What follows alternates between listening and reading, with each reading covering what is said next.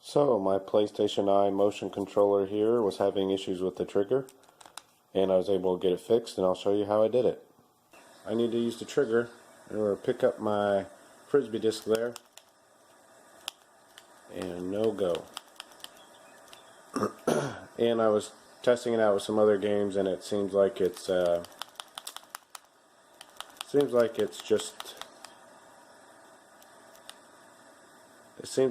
always triggered. It's not ever releasing. So you can see here with this other controller, he'll be able to pick up that Frisbee disc. There he goes. So we'll troubleshoot the other controller. So let's take this apart. We have 4 small Phillips head screws here. 1, 2, 3, 4.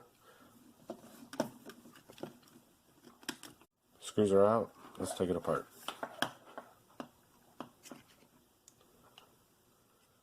Alright, as you can see, the trigger assembly is all right in here, and it's just connected with the ribbon cable. We'll go ahead and just unplug that. So we're going to take this cover off now. These are fairly tight also.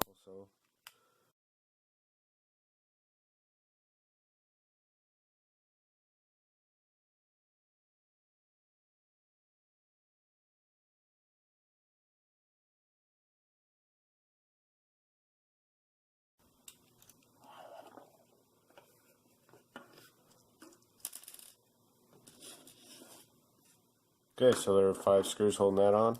So to get to that sensor circuit under there, I'm going to wedge a fingernail in right here so that I can push on this tab to unlock it.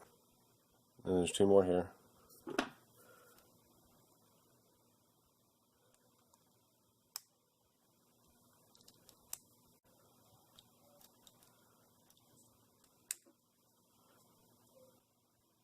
And it looks like the last tab to get it completely open is this back one, and it's off. So there's that trigger button. I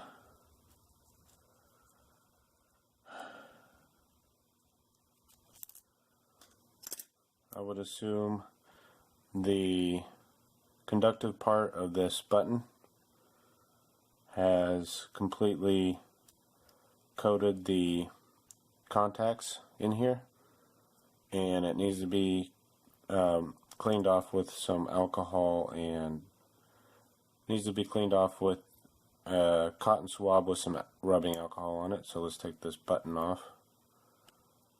Alright, got my Q-tip, some rubbing alcohol here, and just going to hold this down, clean up that contact surface, and then wipe it off with the dry side.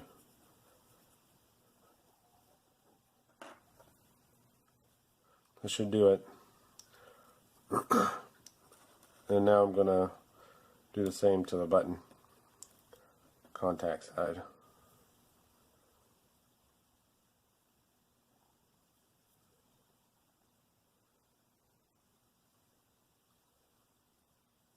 Alright, that should do it.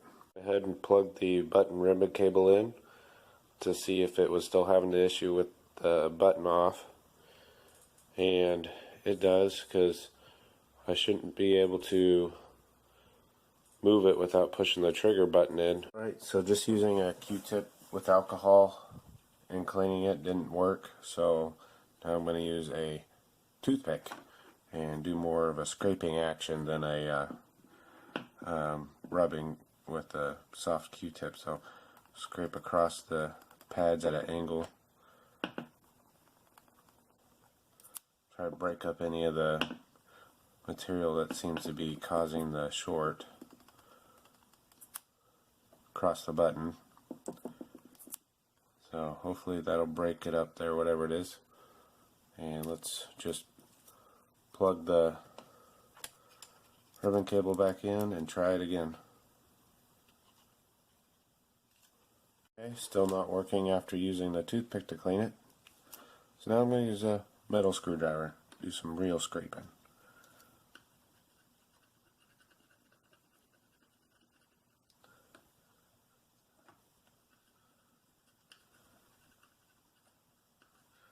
I'm causing some of it to be actually chipped away, but the thing is useless to me anyway without the trigger button, so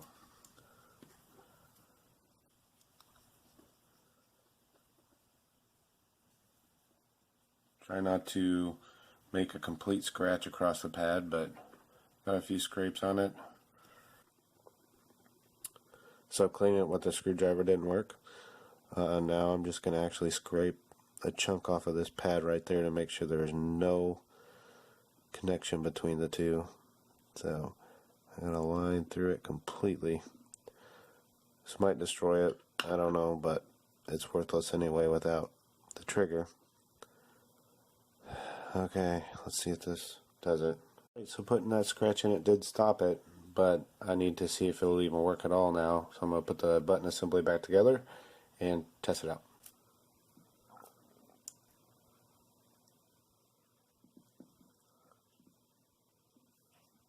Put that button in first. Fish this back through there.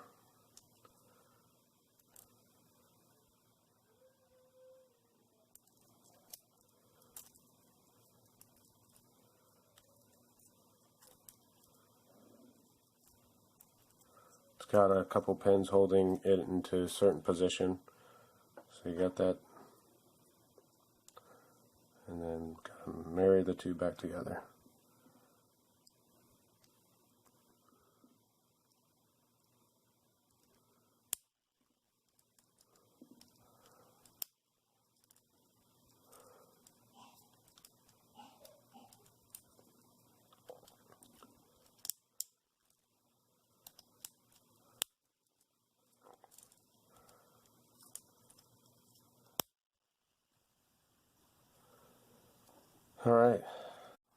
Alright, so putting a scratch in that pad actually did fix it. So as you can see, I'm waving it around and nothing's moving. But when I press this repaired trigger, there it goes. So it's actually, and I let go and it's actually working again. Fantastic. Let's take it back. This assembly. Put the screws back in.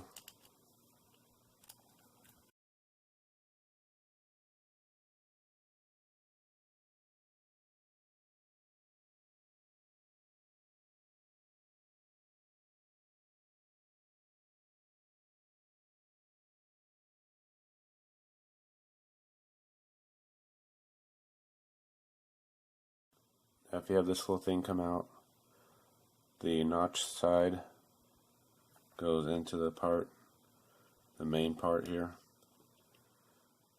And then this ribbon cable, just plug it back in. Just be gentle, try not to bend the ribbon cable. So it's easier said than done.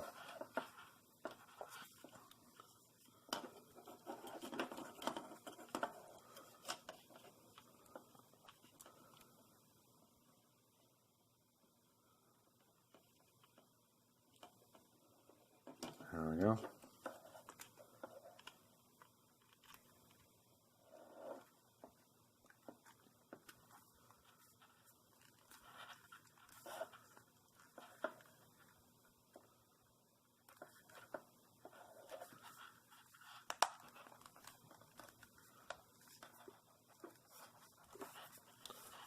Alright, now time to put these 4 screws back in.